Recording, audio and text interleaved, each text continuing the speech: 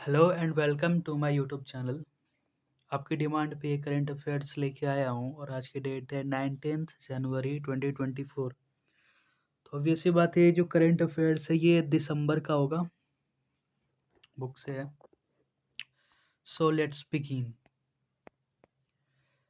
तो आप देख सकते हैं नेशनल सेक्शन में हम कुछ इम्पोर्टेंट टॉपिक्स पढ़ने जाएंगे करंट अफेयर्स में, जो कि ज़रूरी है जानना। पहला है पार्लियामेंट सिक्योरिटी ब्रिज, न्यूज़ में आपने सुना होगा। फिर एक स्वरवेद महामंदिर, जो कि एक मेडिटेशन सेंटर है, वर्ल्ड का लार्जेस्ट मेडिटेशन सेंटर। खुद नरेंद्र मोदी ने इसे बनाया है। फिर लोकसभा बिल जो है वो सीईसी ईसी अपॉइंटमेंट, यानी कि इलेक्शन कमिश्नर और इलेक्शन कमिश्नर के बारे में अपॉइंटमेंट जो होती है, उसमें अमेंडमेंट किया गया है इस बार। एम्पलीफाई 2.0 क्या है, और काशी तमिल संगमम ये क्या होता है, यानी कि साउथ इंडिया और नॉर्थ इंडिया दोनों के कल्चर को एक प्लेटफॉर्म पे लाने के लिए चालू किया गया है। ठीक है, फिर सेंट्रल ट्राइबल यूनिवर्सिटी इन तेलंगाना। तेलंगाना जब बना था तभी ये बात हुई थी कि एक सेंट्रल ट्राइबल यूनिवर्सिटी वहाँ पे एस्टैब्लिश की जाएगी, और ये वही चीज़ है। 3 anti submarine warfare ships for Indian navy. तो ये 3 एंटी सबमरीन, यानी कि सबमरीन को ये डिस्ट्रॉय कर सकते हैं, ये वारशिप्स जो हैं। तो ये कौन-कौन सी, ये हम देखेंगे। फिर ट्रेनर एयरक्राफ्ट जो कि क्रैश हो गया था अभी हाल ही में, पायलटस PC-7 MK2। तो ये कैसे क्रैश हो गया और इसके क्या अल्टरनेटिव्स है, ये भी हम देखेंगे। Section 6A of citizenship act जो कि है, जो नॉर्थ ईस्ट में काफ़ी इस पे बवाल हो रखा है नॉर्थ ईस्ट में, इसे हम देखेंगे। और सूरत डायमंड बाउर्स, ये आप देख सकते हैं, जो कि सूरत में जो इंडिया का टोटल डायमंड, राइट, इंडिया का टोटल डायमंड इंडस्ट्री है, वो एक जगह सेंट्रलाइज़ हो जाएगा, जो कि है सूरत में। मुंबई से भी हटा करके सब कुछ सूरत पे। और ये एक कह सकते हैं बिज़नेस कॉम्प्लेक्स बनाया है, जो कि पेंटागन से भी बड़ा है। मतलब बहुत बड़ा एरिया, बहुत ज़्यादा एरिया में फैला हुआ है ये, जो कि गुजरात के सूरत में। फिर बाकी कुछ-कुछ न्यूज़ जो कि ब्रीफ में हम उसे भी देखेंगे। सो पहले यहाँ पे आते हैं पार्लियामेंट सिक्योरिटी ब्रीच। जैसे कि आपने देखा है 13 दिसंबर को यहाँ पे कुछ लोग घुसा है पार्लियामेंट में और उन्होंने स्मोक बॉम्ब्स यूज़ किया था।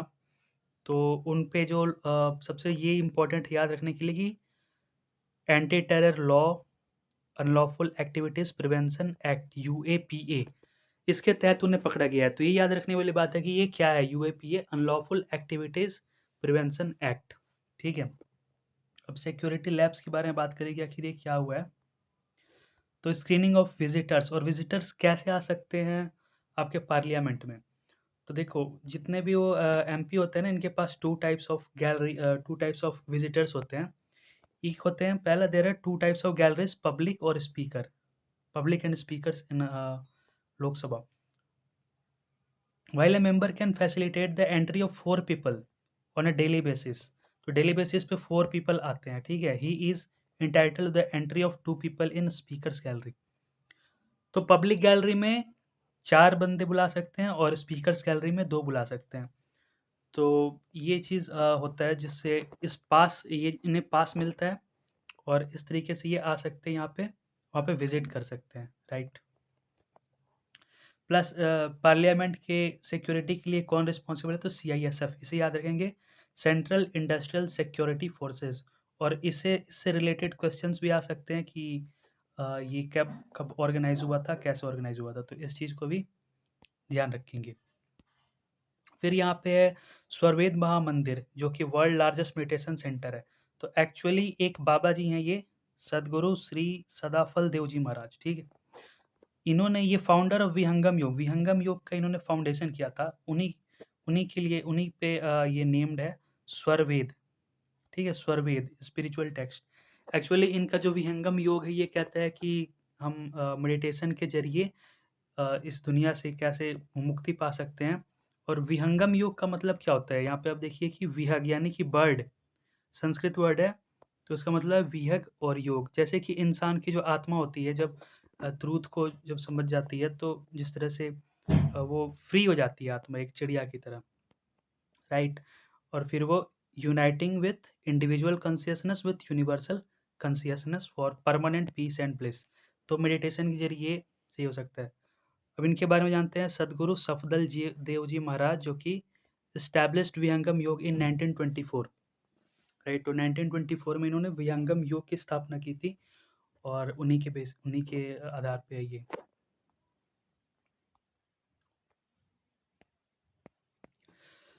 तो आप देखिए जैसे कि ये बहुत इम्पोर्टेंट है कि अभी तक जो इलेक्शन कमिश्नर्स होते थे और चीफ इलेक्शन कमिश्नर्स होते थे, उनका जो अपॉइंटमेंट होता था, उसका एक मिसिंग क्लॉज़ था। अभी तक कैसे ये अपॉइंट होते थे कि आप देखिए यहाँ पे, ये जो एक्ट है election commission condition of services of election commissioner and transaction of business act 1991, इसमें अमेंडमेंट लाया गया, ठीक है। अभी तक कैसे होता था, टिल नाउ सुप्रीम कोर्ट ने अभी ये बोला है कि इसमें कुछ हमें अमेंड करना चाहिए। तो इलेक्शन कमिश्नर और सीईसी जो होते थे वो कैसे अपॉइंट होते, by the president after recommendation by the government. तो जैसा कि आप देख रहे हैं कि प्रेसिडेंट जो है वो भी गवर्नमेंट का और जो गवर्नमेंट वो भी गवर्नमेंट की, तो इसमें रिप्रेजेंटेशन टोटल नहीं मिल रहा है। तो अभी गवर्नमेंट इसमें जो नया एक्ट लेके आई है, उसके अकॉर्डिंग क्या होगा कि 2 कमीशन बैठेंगे, एक सिलेक्शन कमीशन होगा और एक सर्चिंग कमीशन होगा, ठीक है? तो ये 2 कमीशंस जैसे कि आप देख रहे हैं, पहले जो सर्चिंग कमीशन होगी, यहाँ पे सर्च कमेटी, इसमें कौन-कौन होगा? Headed by the law minister से हेड करेंगे और 2 यूनियन सेक्रेटरीज़ भी इसमें इन्वॉल्व होंगे। ये लोग 5 बंदों के नाम, ठीक है? ये 3 लोगों की कमिटी है, 2 यूनियन सेक्रेटरीज़ और इसके हैं लॉ मिनिस्टर हेड हैं। ये हैं 5 लोगों के नाम सजेस्ट करेंगे और इसे भेजेंगे कहाँ पे? सिलेक्शन कमिटी पे। सिलेक्शन कमिटी में कौन है? प्राइम मिनिस्टर खुद, ठीक है?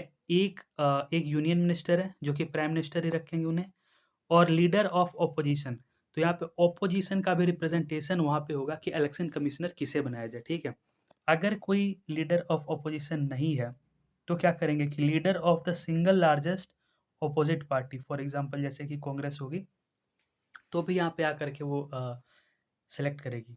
अभी सिलेक्शन पैनल के पावर्स के बारे में बात करें तो power to consider even those not shortlisted with the search committee, यानी कि सर्च कमिटी बस यहाँ पे ऑप्शनल है और यहाँ पे मेन पावर जो है वो सिलेक्शन कमिटी के ही हाथ में है, ठीक है? जिसमें टोटल कितने बंदे हो गए? एक प्राइम मिनिस्टर, एक यूनियन मिनिस्टर और एक लीडर ऑफ अपोजिट पार्टी, ये भी 3 बंदों की ही पार्टी है, कमिटी है। ऑलराइट। अभी यहाँ देखते हैं एम्पलीफाई 2.0 लॉन्च हुआ है। ये क्या है? एक्चुअली ये एक पोर्टल है। एम्पलीफाई की फुल फॉर्म देख लें, AMPLIFI, assessment and monitoring platform for liveable, inclusive, future ready urban India. तो अर्बनाइजेशन पे है, जैसे कि इंडिया जो है लगातार अर्बनाइजेशन होते जा रहा है, छोटे-छोटे गाँव भी जो है उनका भी अर्बनाइजेशन हो रहा है, टैप वाटर पहुँच रहा है, हर जगह इलेक्ट्रिसिटी पहुँच रही है और काफ़ी तेज़ी से अर्बनाइज़ हो रहा है। तो अभी क्या है कि डेटा शेयरिंग जो है ना, डेटा शेयरिंग बहुत ही इम्पोर्टेंट है यहाँ पे। इंडिया हैज़ बीन विटनेसिंग जैसे कि रैपिड अर्बनाइजेशन, यहाँ पे देखो कि आप 2030 तक जो है 40% ऑफ पॉपुलेशन जो है वो अर्बन एरियाज़ में रहेगी, 40% ऑफ पॉपुलेशन अर्बन एरियाज़ में रहेगी। अब जैसे हम पहले लिखते थे ऐसे में कि about 80% of India lives in villages, अब ये बात नहीं रह जाएगी और 2030 तक, अभी 2011 में 30% के लगभग आबादी जो आप देख सकते हैं यहाँ पे कि 2011 में 30% आबादी जो है वो अर्बनाइज़्ड हो चुकी है और ये 2030 तक आते-आते 60 करोड़ यानी 40% तक अर्बनाइज़्ड हो जाएगी इंडिया की आबादी, ठीक है? तो यहाँ पे टोटल 14 सेक्टर्स ये जो आपको दिख रहे हैं, energy, demography, economy, education, environment, finance, governance, health, इसके बारे में डेटा शेयर किया जाएगा ताकि दूसरे जो एरियाज़ अर्बनाइज़्ड हो रहे हैं वो इससे सीख सकें और इम्प्लीमेंट कर सकें और डेटा जो है वो ट्रांसपेरेंसी रहे एक टाइप से। काशी तमिल संगमम, देखना कि कौन सी ministry of education, government of India, ministry of education इसे इम्प्लीमेंट कर रही है। तमिलनाडु और वाराणसी, दोनों के कल्चर को यहाँ पे एक मिक्सअप किया जा रहा है और एक प्लेटफॉर्म लगाया जा रहा है। इसमें आप देखिए कि 2500 डेलीगेट्स यानी 2500 डेलीगेट्स आते हैं तमिलनाडु से, वो काशी आएँगे और यहाँ पे वेबिनार, सेमिनार होगा और थीमेटिक रिप्रेजेंटेशन होगा, ठीक है? खादी वगैरह और जो भी कुछ भी है, उसकी चीज़ें। यहाँ पे इम्प्लीमेंटिंग एजेंसीज़ आप देखिए आईआईटी मद्रास एंड बीएचयू, क्योंकि ये एजुकेशन मिनिस्ट्री ऑफ एजुकेशन कर रही है, तो इनकी एजेंसीज भी होंगी वो, ठीक है। आईआईटी मद्रास और बीएचयू, आईआईटी मद्रास उधर से साउथ इंडिया से और बीएचयू जो है नॉर्थ इंडिया से। बुक्स, डॉक्यूमेंट्रीज, कुजिन आर्ट, ठीक है, हिस्ट्री, टूरिस्ट प्लेसेस एटसेट्रा, ये सारी चीज़ों की यहाँ पे प्रदर्शनी होगी। तो जैसा कि मैंने बताया, जैसे कि गवर्नमेंट ने ये वादा किया था कि एक ट्राइबल यूनिवर्सिटी यहाँ पे बनेगी। Central universities amendment bill, central universities amendment bill 2023 पास हो चुका है, और इस यूनिवर्सिटी का नाम होगा समक्का सरक्का सेंट्रल ट्राइबल यूनिवर्सिटी, ठीक है। तो ये अमेंड किसको करा है? सेंट्रल यूनिवर्सिटीज़ एक्ट 2009 को। तो ये आपको पता करना है कि क्या अगर सेंट्रल यूनिवर्सिटी बनानी होती है तो सेंट्रल यूनिवर्सिटीज़ एक्ट को अमेंड करना ज़रूरी है, ठीक है। तेलंगाना में रहेगी, बस तेलंगाना के लिए अमेंड किया जा रहा है इसे। Alright. 3 anti submarine warfare, submarine को भी फोड़ देंगे ये जो वारशिप्स हैं, आईएनएस माहे, मालवन और मंगरोल। तो तीनों एम, ठीक है, माहे, मालवन, मंगरोल, ये जो शिप्स हैं ये मिल चुके हैं यहाँ पे नेवी को। तो इसमें इतना ही है, कुछ खास इसमें नहीं है। अब बाकी स्पेसिफिकेशंस इसमें देख लो, close in weapon system, 30 mm gun, ये सारी चीज़ें हैं, राइट। 57 पर्सनल्स, एक वारशिप पे 57 बंदे होंगे, तो टोटल आप समझ सकते हो कि 150 प्लस किस, मतलब 171 इतने बंदे आ सकते हैं इन तीनों पे, और ये लोग वर्क करेंगे इस पे।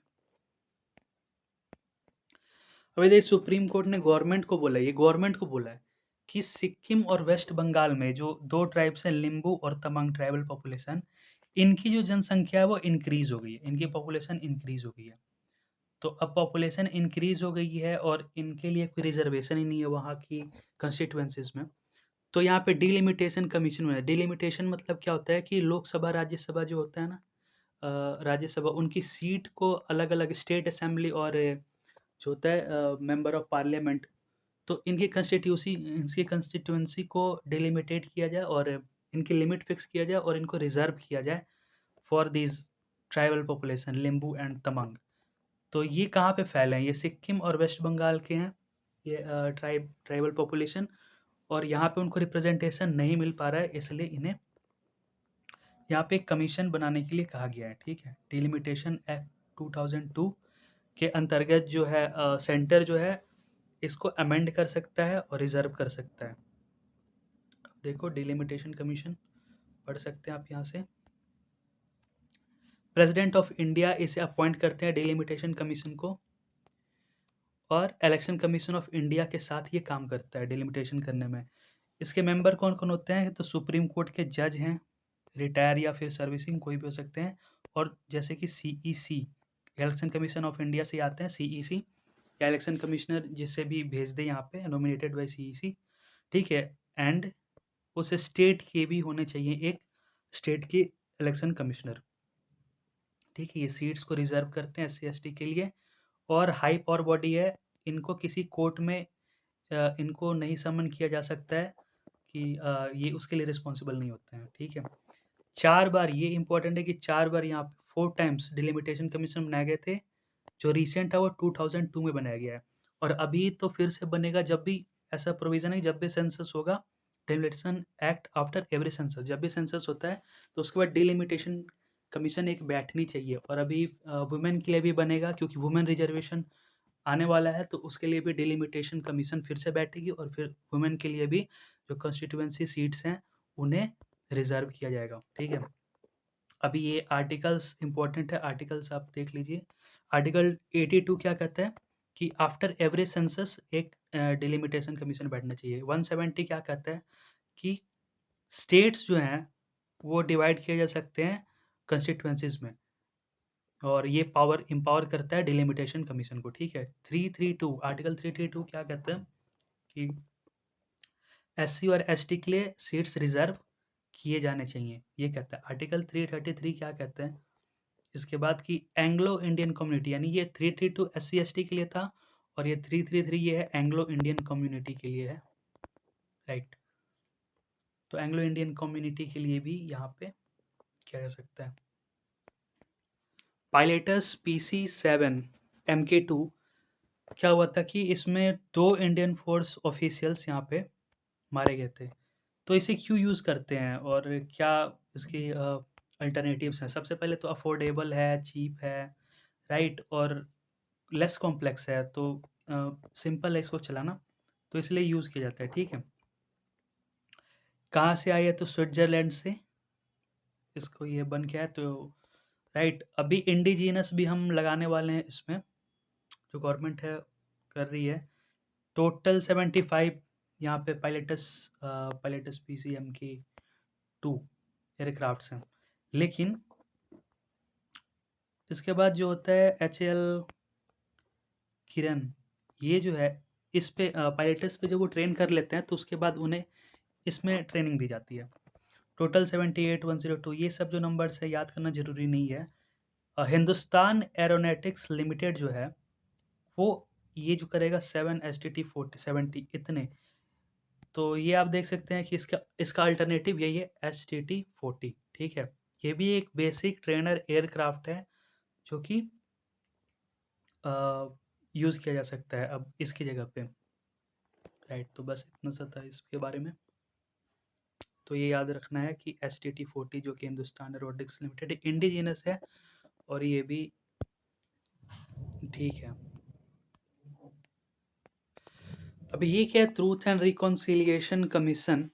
तो जो जम्मू एंड कश्मीर में राइट्स वायलेटेड हुए थे तो उसके बारे में ये एक ट्रूथ एंड रिकन्सिलिएशन कमीशन है। अब इसमें ये अजीब सी चीज़ मुझे ये लग रही है कि यहाँ पे जो कन्विक्टेड है और जो विक्टिम है दोनों आएंगे वहाँ पे, और वहाँ पे वो ट्रूथ जो है अपना प्रोड्यूस करेंगे, ठीक है? कि मैंने ये गलतियाँ मुझसे हुई हैं और मुझे ऐसे ऐसे पीड़ित किया गया है।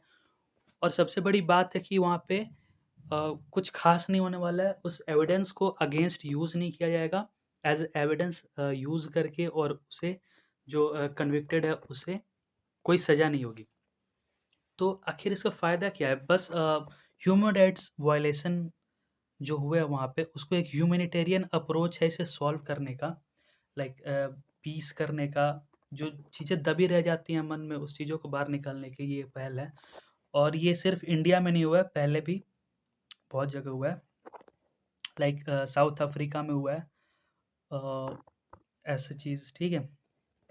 तो आप देख सकते हैं जस्टिस संजय किशन कौल, इन्होंने रिकमेंड किया था कि एक ट्रूथ एंड रिकन्सिलिएशन कमेटी यहाँ पे फॉर्म की जाए। श्रीलंका, नेपाल में भी ये कमेटी ऐसी बनी थी। तो जहाँ कहीं भी ये हो रखा है ह्यूमन राइट्स वायलेशन, उन लोगों को एक तरीके से ये सांत्वना है। अभी देखो section 6 A of citizenship act क्या है ये, कि इसमें सिटीजनशिप के बारे में ऐसा कहा गया था कि पूरे इंडिया में जो एक सिटीजनशिप एक्ट है वो लागू किया गया था कि इतने तारीख के बाद, जैसा कि हमने पढ़ा था 19 जुलाई 1948, ये एक टाइम सेट किया गया था जैसे कि आपने लिखा था, और उसमें पता था कि 19 जुलाई 1948 के पहले-पहले इंडिया में आ जाना है तो आपको सिटीजनशिप मिलेगी। लेकिन क्या हुआ था कि असम अकॉर्ड ये एक साइन हो गया था अगस्त 15 1985 में, जो कि कहता है कि पूरे इंडिया और असम के बीच में ये डिफरेंस क्रिएट करता है कि असम में, ठीक है, इस तारीख के बाद आने वाले जो लोग हैं उन्हें भी सिटीजनशिप दी जा रही है।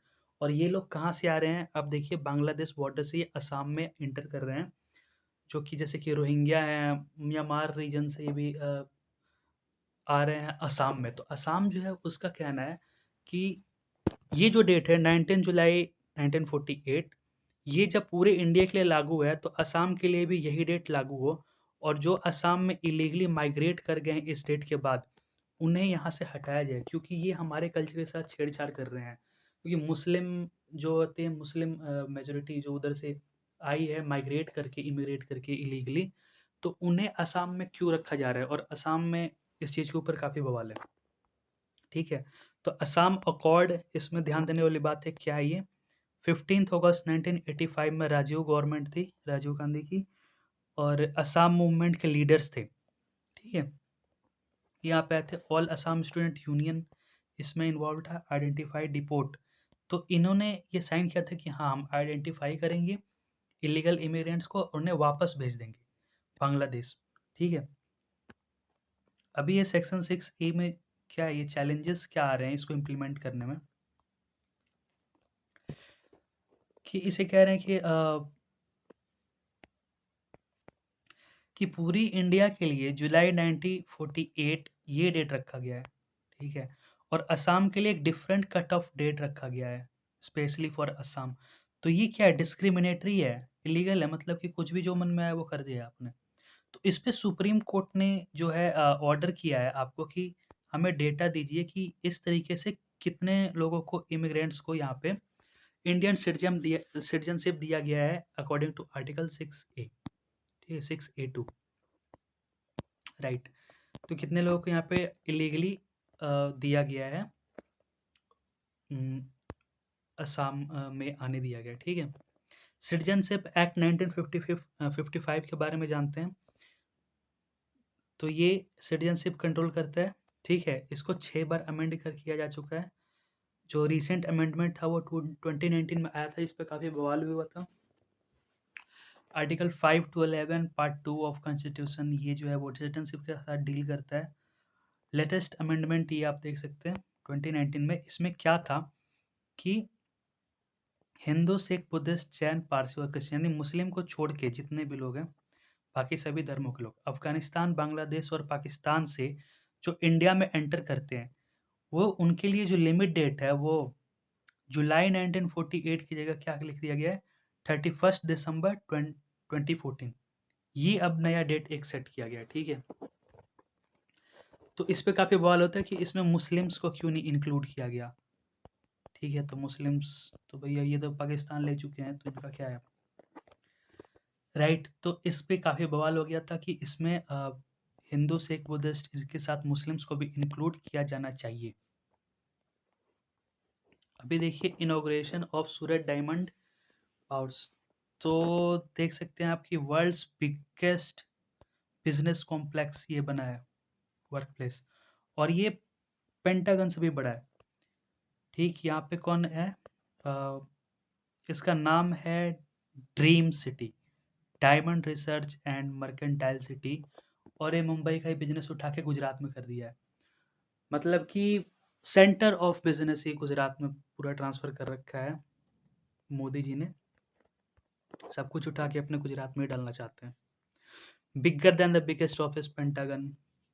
मॉर्फोजेनेसिस, मॉर्फोजेनेसिस जो है ये वो कंपनी है जो इसने इसे डिज़ाइन किया है। ठीक है? इसने बीएससी टावर जो है, गिफ्ट सिटी जो है गांधीनगर में ही है, वो भी गुजरात में ही है। जाइडस कॉरपोरेट पार्क ये भी अहमदाबाद में है। ठीक है? 4200 ऑफिसेस आ सकते हैं इसमें। तो काफ़ी बड़ा है ये, टावर्स हैं इतने, सीसीटीवी कैमरेज। तो ये सारी चीज़ें सूरत में है। ठीक है? तो सूरत वैसे भी डायमंड हार्बर माना जाता है, मतलब इंडिया का Manchester of India Surat. Navy day की बात करें तो 4 दिसंबर को नेवी डे होता है। ठीक है? ये सिंधुदुर्ग फोर्ट में मनाया गया था इस बार। सिंधुदुर्ग फोर्ट किसने बनाया था छत्रपति शिवाजी महाराज ने बनाया था। 550 किलोमीटर फ्रॉम मुंबई है ये, और यहीं पे ये नेवी डे मनाया गया है। तो 4 दिसंबर को नेवी डे इसलिए मनाते हैं क्योंकि ऑपरेशन ट्राइडेंट, ठीक है, इसमें क्या हुआ था कि जो इंडियन नेवी थी उसने कराची पे अटैक कर दिया था और उसे अपने कब्जे में ले लिया था। 1971 वार, लिबरेशन वार बांग्लादेश वाला जो है, तो ये उससे पहले का। तो इससे ही कॉमेमोरेट करने के लिए ऑपरेशन ट्राइडेंट मनाया जाता है। चंद्रयान 4 लॉन्च होने वाला है। ठीक है? चंद्रयान 4, और इसमें आप देखिए सैंपल रिटर्न मिशन, यानी कि चाँद से सैंपल उठा के लाएगा चंद्रयान 4। एक रोबोटिक आर्म होगा, रोबोट होगा, वो अपने हाथों से वहाँ पे जाके मिट्टी उठाएगा और उसे लेके आएगा। री एंट्री होगी अर्थ के एटमॉस्फेयर में। देखिए जब कोई रॉकेट वापस से अर्थ पे आता है तो उसमें आग लग जाती है।